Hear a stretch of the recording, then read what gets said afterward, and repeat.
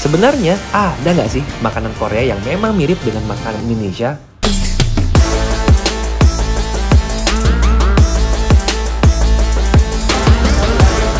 Duh, gara-gara ikutan nonton drakor, saya jadi pengen nyobain makanan Korea nih Secret Lovers.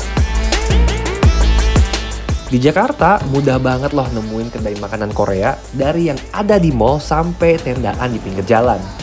Gak heran sih, soalnya masyarakat Indonesia sudah mengenal makanan Korea sejak awal tahun 2000-an, berbarengan dengan gelombang Korean Wave atau Hallyu yang membawa popularitas drama, film, dan musik K-pop ke Indonesia.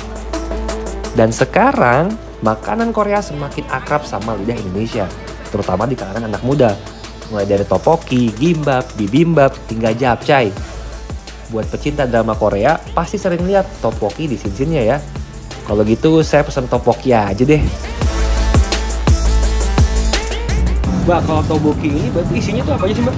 Isinya kita ada kue berasnya, toknya seperti ini. Terus kita juga ada sosis, ada otak-otak Korea, omuk namanya. Omuk. Omuk. Ya. Oke. Atau ada juga yang bilang odeng kan. Oh, odeng. Sama tambahan kita ada cheese dumpling. Biar rame aja. Sama daun bawang sih yang utamanya gitu. Ini bumbunya kan apa nih, Mbak? Ini spesial Korea kan pasti bumbunya tuh ini ya, kental, merah. Betul. Jadi base-nya ini sebenarnya gochujang. Gochujang itu saus kedelai cabai fermentasinya Korea. Gitu. Jadi basicnya kayak tauco-nya Korea gitu. Tteokbokki ini dulunya merupakan hidangan mewah yang disajikan di kalangan bangsawan dan kerajaan di Korea loh Secret Lovers. Tapi sekarang justru lebih populer sebagai street food dan sering dijual di warung kaki lima. Konon katanya nih, tteokbokki dipercaya bisa meningkatkan suasana hati karena kandungan karbohidrat dari kue berasnya bisa membantu meningkatkan serotonin. Apa tuh bumbu spesial tuh? Rahasia tuh ya? Rahasia. Oke. Jadi biar rasanya masuk ke lidah Indonesia juga.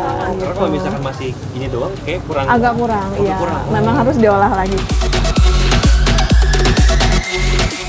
Oke, saya mau makan.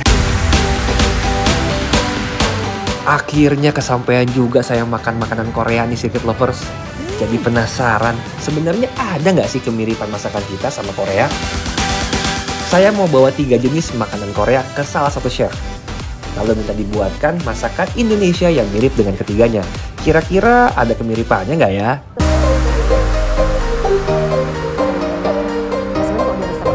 Tiga jenis makanan Korea yang saya pilih adalah tteokbokki, japchae, dan bibimbap. Nah, yang pertama kali mau dimasak bareng Chef Santi adalah tteokbokki. Hayo tebak, kira-kira masakan Indonesia yang mana ya yang mirip tteokbokki? Yang bikin mirip dan dekat dengan tteokbokki itu kenapa seblak, Mbak? Apa yang sebenarnya bikin mirip, Mbak? Yang mirip itu sebenarnya bumbunya dalam arti pedes, nampol, dan apa ya, kalau ini kan katanya, kalau seblak itu kan katanya dari kata nyeblak gitu ya.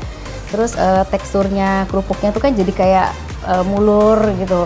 Nah, tapi kalau si tteokbokki ini adalah sebenarnya bahannya adalah campuran dari tepung beras aja. Beras semua ininya ya. Walaupun dari segi bahan bumbu berbeda, kalau dilihat dari tampilannya sih agak-agak mirip sedikit ya. Sama-sama merah menyala gitu. Saya cobain ah.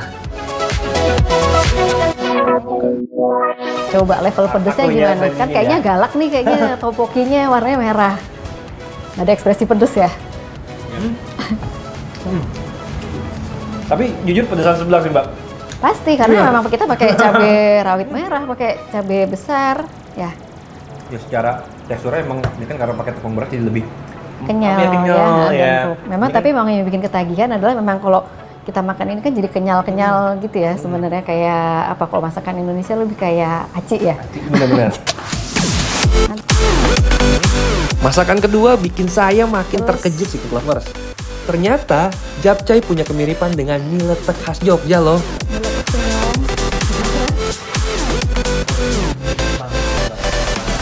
Karena teksturnya paling mirip sama hidangan japchae ini, yang nama noodlesnya adalah dongmyeon.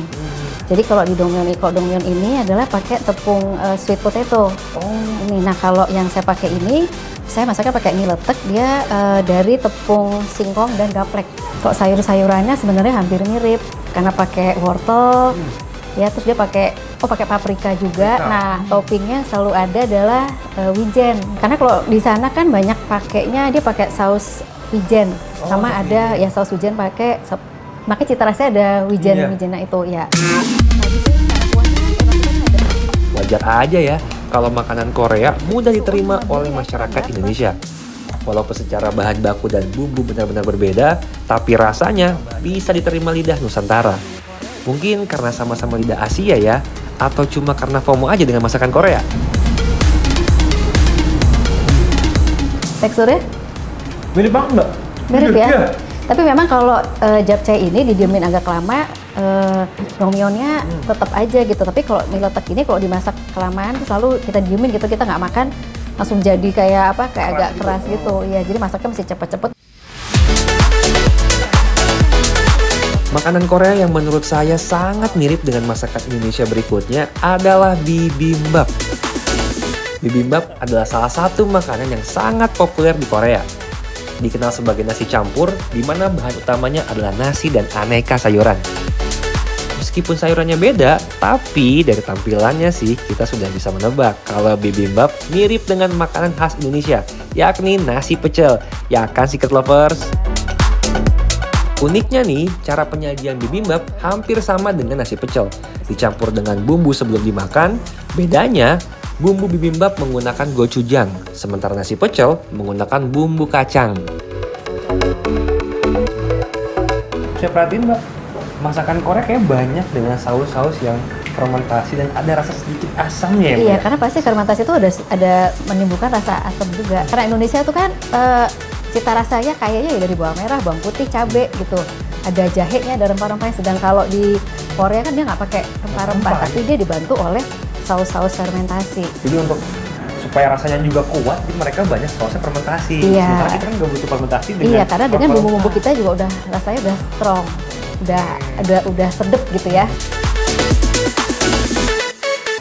Sebenarnya, masakan Indonesia lebih banyak berasal dari akulturasi kuliner Tiongkok. Sedangkan masakan Korea lebih banyak terinspirasi dari masakan Jepang. Soalnya, Korea dulu pernah dijajah sama Jepang selama 35 tahun. Makanan jadi cerminan identitas, alat komunikasi, bahkan simbol kebersamaan antar bangsa. Di balik hidangan yang tersaji di meja makan, ada kisah tentang sejarah, budaya, dan nilai-nilai kehidupan suatu bangsa.